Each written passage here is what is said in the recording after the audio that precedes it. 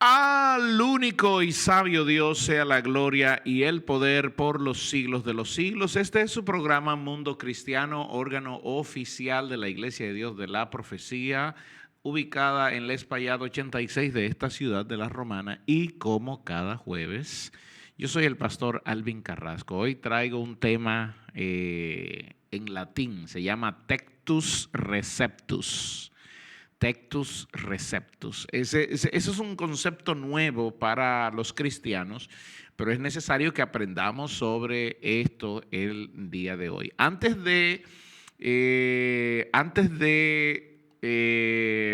entrar en el tema del día de hoy, quiero dar algunas informaciones concernientes a la casa. La Iglesia de Dios de la Profecía Central está ubicada en la Espaillat número 86 entre la Duarte y la Eugenio Miranda, y estamos abiertos todos los domingos desde las 9 de la mañana con nuestra gloriosa escuela dominical. Y luego a las 11 de la mañana tenemos nuestros servicios de acción de gracias al Señor. Los caballeros se reúnen los lunes y van a diferentes casas para orar. Así que si usted también quiere que los caballeros vayan a orar a su casa, pues déjenoslo saber y con mucho gusto iremos a bendecir sus vidas. Los martes tenemos verdades bíblicas aquí en el templo. Son enseñanzas pastorales. Los miércoles el Ministerio de la Familia sale a visitar, sale a llevar la palabra de Dios también a las vidas. Los jueves tenemos servicios de alabanza y adoración a Dios, y hoy jueves le toca al Ministerio de Niños. Siempre los quintos jueves es trabajo del Ministerio de Niños hacer su labor, y le damos las oportunidades para que nuestros niños también se desarrollen. Los jóvenes se reúnen todos los sábados a partir de las 6:30 de la tarde para sus estudios bíblicos, y me dicen que van a tener un debate. Gloria a Dios, de eso se trata. Bien, vamos a hablar sobre el Textus Receptus. Antes de hablar del Textus Receptus, es necesario que hablemos un poquito sobre este hombre llamado Erasmo de Rotterdam y un libro que escribió Erasmo de Rotterdam. Déjenme decir, Erasmo de Rotterdam fue un personaje vital. Es reconocido dentro de la historia como uno de los grandes, se podría decir, filósofo, filólogo. Un filólogo es aquel que recoge escritos antiguos. Es un recolector y un estudioso en el campo de los manuscritos antiguos. Entonces este hombre era escritor, filósofo, filólogo y teólogo. Impartía clases en una universidad de teología, pero nunca estuvo asociado a sí mismo a la religiosidad. Es decir, a diferencia de Lutero, que fue un monje católico, Erasmo de Rotterdam no fue un monje, no fue religioso, aunque era un alto conocedor de la escritura y de los manuscritos antiguos. Erasmo de Rotterdam fue una de las figuras importantes dentro de la Reforma protestante, aunque no fue religioso, aunque no fue protestante. Siempre estuvo apegado a la Iglesia Católica, y lo que él anhelaba, lo que él deseaba era que la Iglesia Católica pueda hacer una reforma católica. Esto era lo que quería Rotterdam, que la Iglesia pudiera entender que estaban mal y que necesitaban una reforma protestante. En todo esto, en todo este sentir, entonces Erasmo, ojo con esto, escribió una obra que se llama, a ver si lo tengo por aquí, sí, yo logré descargarla y lo estoy leyendo. Se llama la obra El Elogio de la Locura, y voy a hacer un resumen de El Elogio de la Locura. Yo lo estoy leyendo, pero me auxilié para poder darles este resumen porque me llamó mucho la atención el libro, y creo que todos los cristianos deberían leerse El Elogio de la Locura. En este libro del Elogio de la Locura, lo que hace, Erasmo de Rotterdam, hace lo siguiente. Primero, lo que él hace es que pone a la locura a hablar en primera persona. Recuerde que esto es una sátira e ironía. Una sátira e ironía hacia la sociedad y hacia la condición humana de la época del siglo XVI, principio del siglo XVI. Este libro salió publicado en el año 1509, es decir, unos 6 años antes de que comenzara Lutero con la Reforma. Por lo tanto, por eso dije, Erasmo de Rotterdam era una de las figuras clave en el tema de que impactó a Lutero con el tema de salir a la Reforma, que era lo que hacía Rotterdam en esta sátira irónica, podríamos llamarle. La locura, se presenta a sí misma la locura y habla en tercera persona y dice que es una diosa. La locura se presenta como una diosa y lo que busca es elogiar su propio valor. Por eso se llama el elogio de la locura.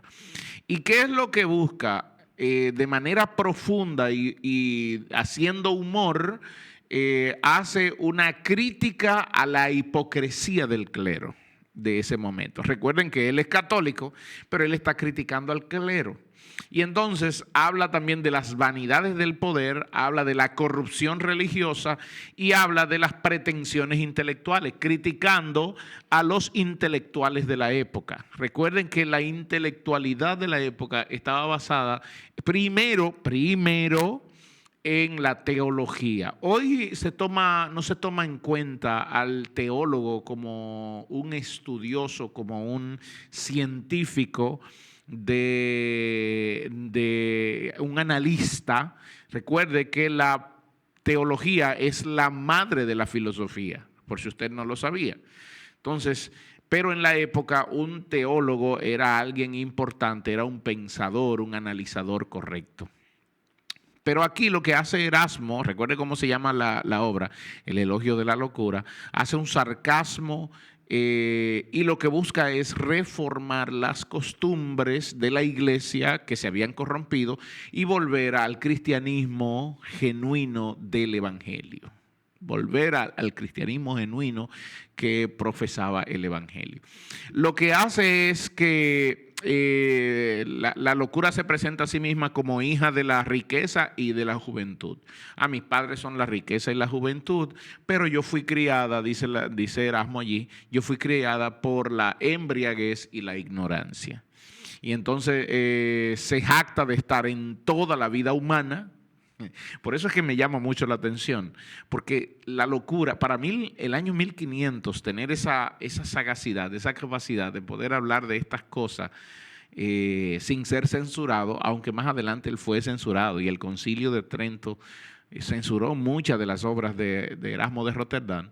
Sin embargo, en esta obra, cuando Lutero la leyó, eso produjo una explosión dentro de Lutero, que lo hizo dar el paso para la reforma protestante o para la reforma de la iglesia, porque lo que buscaba Lutero en principio era lo mismo que Erasmo de Rotterdam buscaba. Lo que pasa es que Lutero fue más arriesgado y se lanzó a poner sobre la puerta de la catedral de Wittenberg esas tesis. Bien. La locura se jacta en este libro de estar en todos los eventos del hombre, en toda la vida humana. Y sin ella, dice, los hombres no pueden ser felices. Por lo tanto, la locura está en la vida cotidiana, como es en el amor. La locura está en el amor, está en el matrimonio, está en la amistad, está en la política. Y dice que sin la locura no existiría ni el entusiasmo, ni la pasión, ni la alegría de vivir.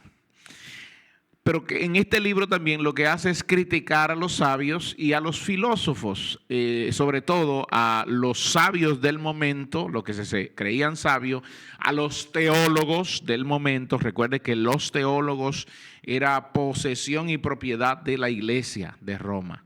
El que no era un sacerdote y era un teólogo, entonces impartía clases en una universidad que la iglesia controlaba. Por lo tanto, el monopolio de la teología lo tenía la iglesia.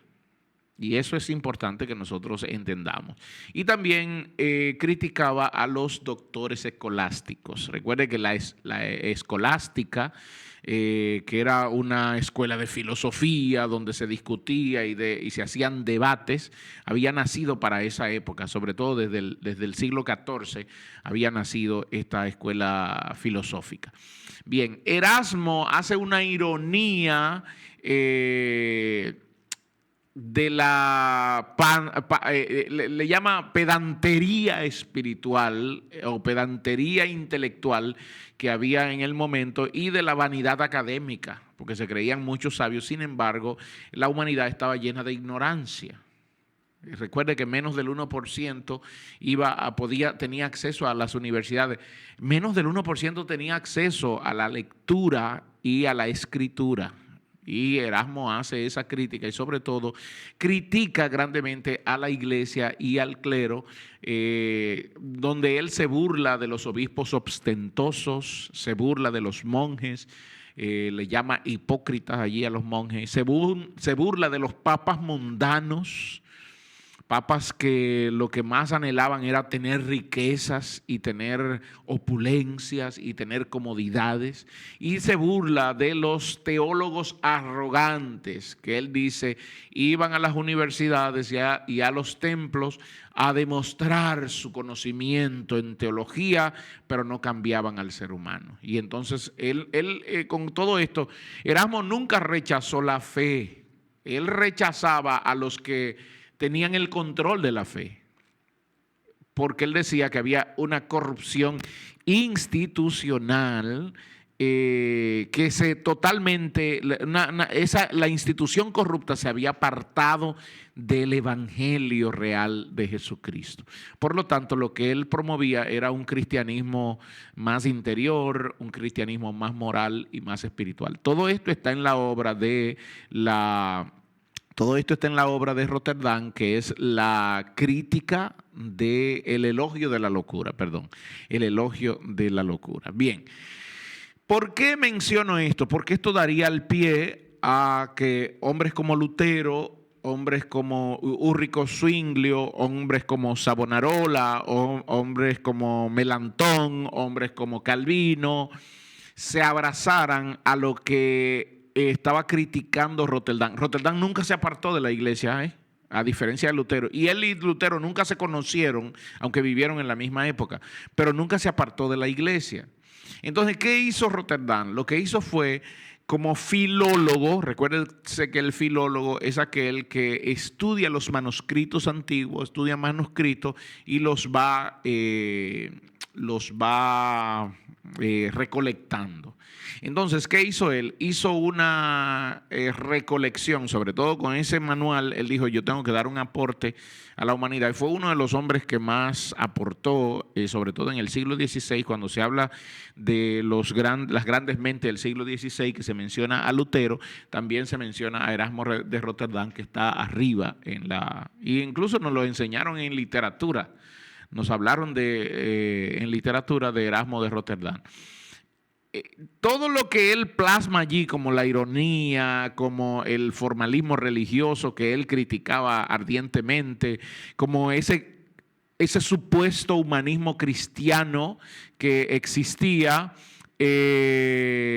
como ese humanismo cristiano que existía y esa ambigüedad intencionada que tenía la institución, por eso él la criticaba. A eso es lo que él le llama, en esa supuesta sabiduría, eso es locura para ellos. Y él citaba y decía, por ejemplo, la vida más humana no es sino un juego de la locura. La vida humana no es sino un juego de locura. Y él decía, los hombres serían más miserables, los más miserables de todos los seres, si no estuvieran permitido engañárseles. Y decía también, y esta fue la que más me gustó de todas sus frases, cuando el hombre se aproxima más a Dios, tanto más loco parece a los demás. Mientras más tú conoces de Dios, mientras más tú aprendes sobre la palabra de Dios, era lo que decía Erasmo de Rotterdam, a los demás parecerás más loco.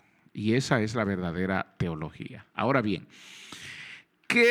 cuál era, aparte de toda esa crítica, Erasmo lo que hizo fue recolectar todos los manuscritos antiguos, sobre todo manuscritos que había conseguido del siglo XII, y todo lo reunió en un solo manuscrito. Y entonces él hizo a 2 columnas un libro, que a ese libro, bueno, nunca se le llamó Textus Receptus. Más adelante se le conocería como Textus Receptus, pero él nunca le llamó Textus Receptus, ¿ok?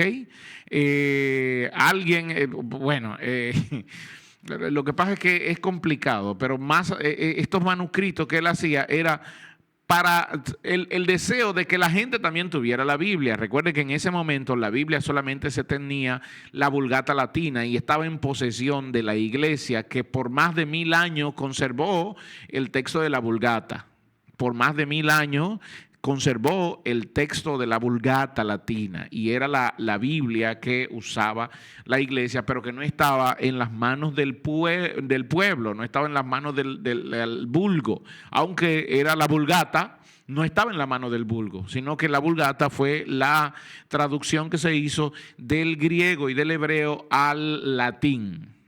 De hecho, fue la segunda traducción. Recuerda que la primera traducción fue la Septuaginta, que fue la traducción griega que se hizo del hebreo antiguo, del Antiguo Testamento, al griego koiné. Entonces, la traducción Vulgata fue la primera traducción del texto completo, Antiguo Testamento y Nuevo Testamento, al latín. Y esa traducción permaneció en manos de la iglesia por más de 1000 años. Ok. Erasmo recoge todos estos documentos, recogió documentos, copias, se podría decir copias originales de los textos, copias manuscritas de los siglos XII, del siglo XII. De hecho, él acumuló un manuscrito de los evangelios del siglo XII, acumuló el libro de los Hechos, otro de los libros de los Hechos, porque habían varios manuscritos. Él consiguió un manuscrito de eso y un manuscrito de las cartas paulinas también del siglo XII, y un manuscrito de Apocalipsis del siglo XII. Pero esto de Apocalipsis estaba incompleto. ¿Y qué hizo él? Todos los juntó y entonces empezó a traducir de ese griego en el que fue escrito, porque este del Textus Receptus fue una traducción del griego. Él empezó a traducir del griego al latín. Y entonces allí tenía un tomo de 2 columnas. Una columna estaba en griego, como lo había recibido, y la otra estaba en latín. Y entonces así los traductores que vendrían, ojo, porque esto iba a ser la semilla, la raíz para todas las traducciones que tenemos el día de hoy. Erasmo hizo esto y en el 1509 publicó sus textos. En 1509 él había publicado el Elogio de la Locura. El Textus Receptus aparecería en 1500, no recuerdo ahora mismo, voy a tener que buscarlo, pero él sería parte vital más adelante para la 1519, ahí sí, 1519, porque sería parte vital para la primera traducción que haría Lutero, que es la del 1526, que fue la traducción que hizo Lutero del Textus Receptus al alemán. Y más adelante Tyndale, también en el mismo año, 1526, haría la traducción del Textus Receptus al inglés, que ahí es donde se conoce como la traducción de Tyndale. ¿Ok? Entonces, el Textus Receptus que hizo Rotterdam fue el punto de partida para la cantidad de traducciones que se tomarían y que se tendrían en cuenta. Y de hecho, nos llegaría a nosotros el día de hoy la traducción Reina Valera, que viene del Textus Receptus que Rotterdam había acumulado. En este Textus Receptus había una columna en latín que era la traducción que hizo, y la columna en griego, como él había recibido los manuscritos. Ahora bien, recuerde que yo le dije que habían textos de esto que estaban incompletos, como es el caso de Apocalipsis. ¿Y qué hizo él allí? Como el caso de Apocalipsis 22, que estaba incompleto en los manuscritos que él había encontrado. Entonces, los versículos que faltaban los comparó con la Vulgata Latina y entonces lo completó. Ojo, porque él hizo una traducción, aparte de las traducciones que hizo una cantidad de comentarios explicando por qué tradujo allí tal cosa o por qué puso allí tal cosa. Es importante que nosotros, los cristianos del día de hoy, reconozcamos esto y le demos su valor. Porque Erasmo de Rotterdam tuvo un método de trabajo bastante fuerte. Este Textus Receptus fue publicado en el 1516, esa es la fecha correcta, y se llamaba Novum Instrumentum One. Novum Instrumentum One, que fue la traducción paralela griego y latín del Nuevo Testamento. Y él hizo unas revisiones hasta su muerte. La última revisión la hizo un año antes de su muerte, en 1535. Él hizo 4 revisiones después de haber publicado. Por eso yo mencioné 1519, porque fue la revisión que llegaría, que se propagaría, sobre todo con la imprenta, con el avance de la imprenta, se propagaría esta división y llegaría a los reformadores. Entonces, el Textus Receptus tiene una importancia en la base cristiana porque Lutero lo usó para su Biblia alemana en el 1522. William Tyndale, como ya lo mencioné, lo usó en la Biblia, la traducción inglesa de la Biblia, y Reina Valera lo utilizó para la Biblia en español del 1569 y la corrección que hizo Cipriano de Valera en 1602. Pero también sirvió como base a la Biblia King James del año 1611. Entonces, podríamos decir que las principales Biblias protestantes del mundo se tradujeron del Textus Receptus, por si usted no lo sabía. Por esto esta enseñanza se llama Textus Receptus. Las principales traducciones del mundo se tradujeron del Textus Receptus. Ahora, en el siglo XIX se encontraron los manuscritos del Qumran, porque hasta que se encontraron los manuscritos del Qumran no teníamos esta información. ¿Y qué fue lo que hicieron? Tomaron todos estos textos y los compararon con el Textus Receptus, y entonces la cantidad de Biblias modernas que tenemos hoy, las traducciones actualizadas que tenemos el día de hoy, no se hicieron del Textus Receptus, sino de los manuscritos encontrados en Qumran. Y a esos manuscritos encontrados en Qumran se le llama crítica textual. Los textos críticos. Entonces, la Biblia de las Américas, la Palabra de Dios para Todo, la Nueva Versión de Jerusalén, la Nueva Versión Internacional, todas esas no vienen del Textus Receptus. ¿Por qué hay diferencia en la Reina Valera y en las traducciones actualizadas? Hay diferencias en palabras porque una fue tomada del Textus Receptus, la Reina Valera y las versiones más antiguas, y las otras, las versiones más modernas, fueron tomadas del texto crítico. Wow, el tiempo se me vino encima. Yo espero haber explicado. Más adelante voy a hablar sobre algunas cosas que cambiaron en los textos en comparación con el Textus Receptus y el texto crítico, para que usted pueda definir cuál es la Biblia y tomar en cuenta cuál es la Biblia que debería tener y la Biblia que debería usar. Yo sigo usando la Reina Valera. Y esto me convence aún mucho más de seguir usando la Reina Valera, aunque hay muchos por ahí diciendo que es una Biblia cargada de errores. Pero para poder opinar sobre eso es necesario irse a las fuentes históricas para ver si es verdad de todo eso. Yo cierro aquí. Espero que esto haya sido de bendición para usted.